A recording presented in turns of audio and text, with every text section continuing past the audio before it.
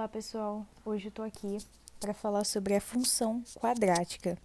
Na semana passada nós entramos nessa parte das funções e falamos da função afim e hoje iremos falar sobre a função quadrática.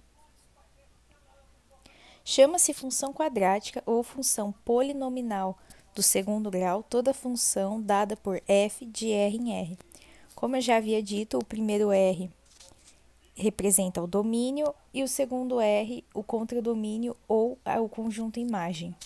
O primeiro R são os valores que a gente pode atribuir para y e o segundo R, a imagem, são as respostas que nós iremos encontrar, ou seja, o y. A, B e C pertencem aos reais, o A tem que ser diferente de zero, porque se o A for zero, a função não é quadrática, é uma função afim. Todo número multiplicado por zero é zero, então vai ficar b vezes x mais c, quando a for zero. Então, não é função quadrática. A e b são termos variáveis, eles estão em função de x, e c é um termo constante. Como nós falamos na semana passada sobre a função afim, ela apresenta, em alguns casos, a proporcionalidade. Nessa, a principal característica é que ela apresenta simetria, e mais à frente nós veremos o porquê. Falando sobre o gráfico da função quadrática, sempre será uma parábola. Parábola é esse que está em azul aí no plano cartesiano. Sobre a concavidade, quando A for maior do que zero, ou seja, quando A for um valor positivo, a concavidade vai ser para cima. Quando A for negativo, menor do que zero, vai ser uma concavidade para baixo. Tem um macete para a gente decorar isso, que é, quando A é positivo, a gente pode pensar assim, saldo positivo, nós estamos felizes. Então, forma uma carinha feliz. Quando A é negativo, saldo negativo, então estamos tristes. Então, a concavidade está para baixo. É uma forma da gente memorizar isso para usar em alguma prova.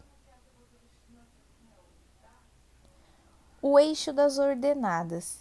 O valor de C é onde a parábola corta ou intercepta o eixo Y.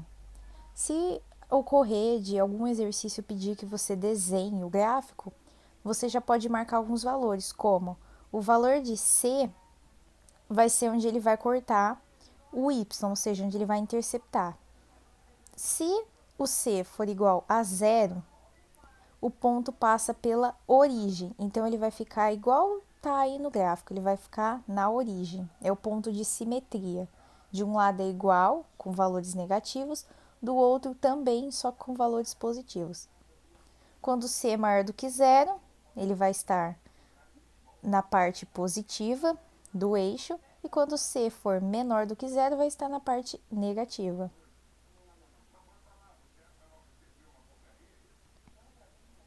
Falando agora sobre as raízes da função, para acharmos as raízes ou os zeros da função, basta igualar a zero. Então, f de x igual a zero. Após isso, resolvê-la como uma equação do segundo grau. Então, a gente lembra da fórmula de básica daqui. Delta é igual a b ao quadrado menos 4a vezes c. E encontra o valor de x1 e x2. Eu esqueci de mencionar, mas para que servem essas raízes são outros pontos que a gente também pode marcar no gráfico. As raízes é onde o gráfico vai interceptar o eixo das abscissas, o eixo y. Então, aqui vai explicar melhor nessa parte sobre o delta. O delta vai encaminhar a gente para o valor das raízes. Então, se você precisar desenhar um gráfico, como eu já disse, quando você acha as raízes, é só você marcar elas, porque elas são onde a parábola vai interceptar o eixo das abscissas. Se o delta, vocês também podem encontrar com o nome de discriminante, for maior do que zero, a função terá duas raízes reais e distintas. Então, o x1 é diferente de x2. A gente tem ali, ó, no primeiro gráfico desenhado, ó, tá vendo que a parábola intercepta dois pontos diferentes? Então, se o discriminante for menor do que zero, a função não terá nenhuma raiz real. Então, ela não intercepta o eixo das abscissas. Se delta for igual a zero, a função terá duas raízes reais iguais. x1 vai ser igual a x2. Esse é o eixo da simetria.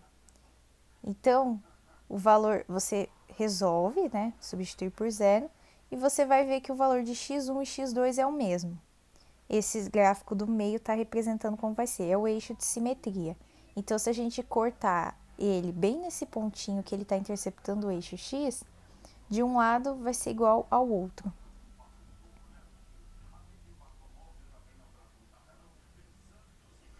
O vértice da função também é uma parte muito importante. O vértice irá representar o ponto de valor máximo da função quando a parábola estiver voltada para baixo, quando ela estiver triste, e o valor mínimo quando estiver para cima, quando ela está feliz. Um modo de você encontrar o x e o y, né, o par ordenado para marcar esse vértice, é usando a fórmula. O x do vértice é igual a menos b dividido por 2a. E o y do vértice é igual a menos delta dividido por 4 vezes a. Naquela fórmula que eu falei, que é a lei, é ax ao quadrado mais bx mais c, é só você pegar os valores. Eu sugiro que assim que você olhar a lei, você já anote os valores de a, b, c, então você já identifique-os e substitui nessas fórmulas. Aqui eu coloquei um outro lembrete que é o b, porque a gente falou tanto do a, que vai determinar a concavidade da função, da parábola, quer dizer, e do c, que é onde ela vai interceptar o eixo das ordenadas, o eixo y. Mas a gente não falou do b. O b serve para, se b for maior do que zero, significa que quando a função, a parábola, quer dizer, quando a parábola interceptar o eixo y, ela vai estar subindo. Se b for menor do que zero, um valor negativo, ela vai estar descendo o eixo y, essa parábola. Se b for igual a zero, será o eixo de simetria, que foi o que eu já disse antes. Espero que vocês tenham gostado e eu esqueci de mencionar, a lei da função quadrática é ax ao quadrado mais bx mais c. Espero que vocês tenham gostado e bons estudos!